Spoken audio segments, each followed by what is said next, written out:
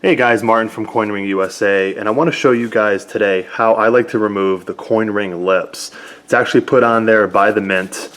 It's on both sides. You can see it here on the obverse and the reverse. It's actually meant to take the wear and tear instead of the detail. So one of the things that I like to do, and I've seen it done a couple of different ways, I know some folks like to actually take the lip off of the coin prior to folding and reducing it. I like to do it afterwards because for the same reason that the Mint put that on the coins is the same reason that when you're actually folding and reducing the coin in your reduction dies, it actually serves to protect the detail because that's the part of the coin that's making first contact with the inner die wall.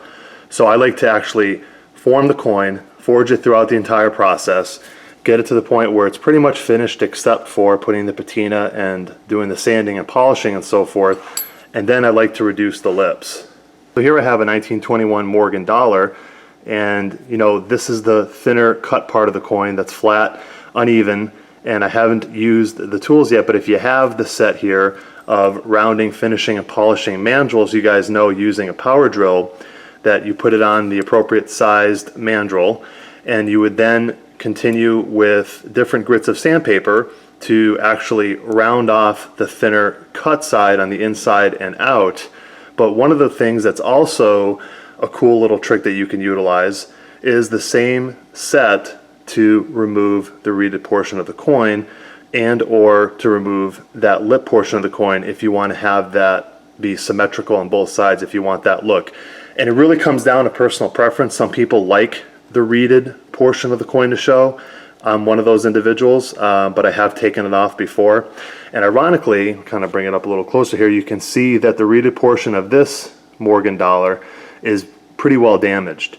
So the first thing I like to do is utilizing the deburring tool, go around on the inside portion of the silver dollar to remove a lot of that inner portion of the lip, or what I call that overhang that forms when you forge the coin. Okay, so I've removed as much material as I want to from the inner portion here on the reeded side of the coin, as well as on the inner portion here of the cut side of the coin. The reason I use the deburring tool is that you can capture the shavings, and obviously it's 90% silver, so you definitely want to save that. So at this point here, because of the damage that the reed had when I bought the coin, not only am I going to remove the lips on the inside and the outside, but I'm also going to remove the reeded portion here as well to kind of give it that same uniform look on both sides. So it should be pretty cool. Another point to note, when you deburr this out here on the inside, you'll increase the ring size anywhere from, I found, a quarter size to a half size. So I'll now take the medium-sized rubber mandrel, again they're cone-shaped, and you just want to kind of put it on there till it's snug, and I'll get that set up and put in the power drill, and we'll take you guys to the next step. You want to actually then just start the drill and just make sure that you don't have a wobble to the coin, and you can see that's pretty straight, and then you want to just tighten that up like so using the Phillips screwdriver. I'll show you the inside. Right there's a Phillips screw. Now that's pretty tight, it's not going to go anywhere. It's spinning away from me, which is what I like. And then what I use is 3 different grits of sandpaper. You can experiment with this as well. I found what works well for me is I start with a coarse grit. This is 200 grit, step 1, and holding it kind of at an angle this way here and starting the drill. I'll then basically, it's almost like kind of putting a 45 on there to round that part out. I then go on the inside. I can show you guys there.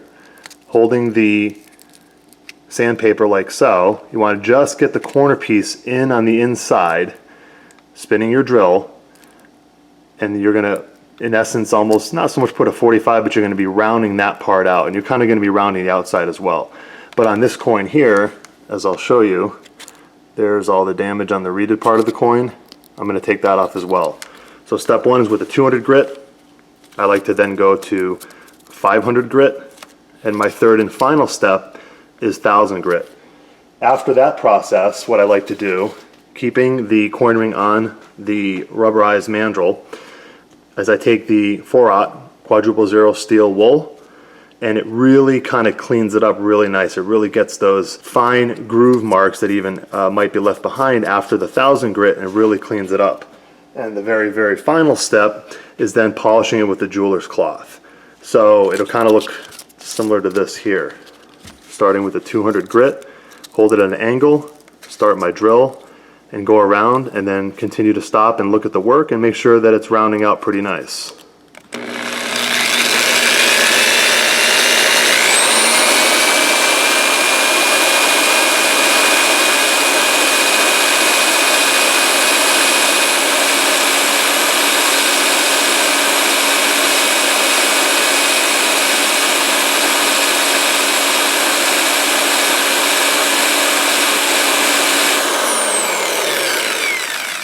Now you'll see that I'm also, instead of just holding it still, I'm actually moving it up and down this way, but I'm being very careful to make sure that just the certain part of the coin that I want is making contact with the sandpaper, and that's key throughout the process.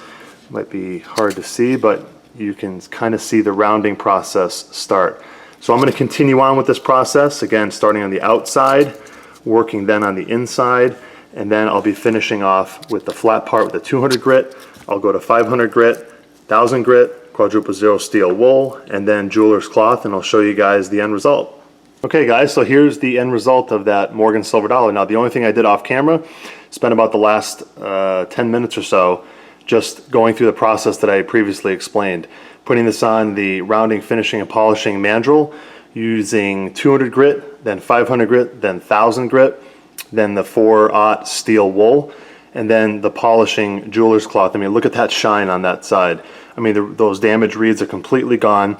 I left a little bit of the lip, but I did take a significant amount off, but I left some of the ornate detail that you can see all the way around. So just an amazing tool. And also I did the thinner inner cut side as well. And so between the two sides, it was about 10, 11 minutes.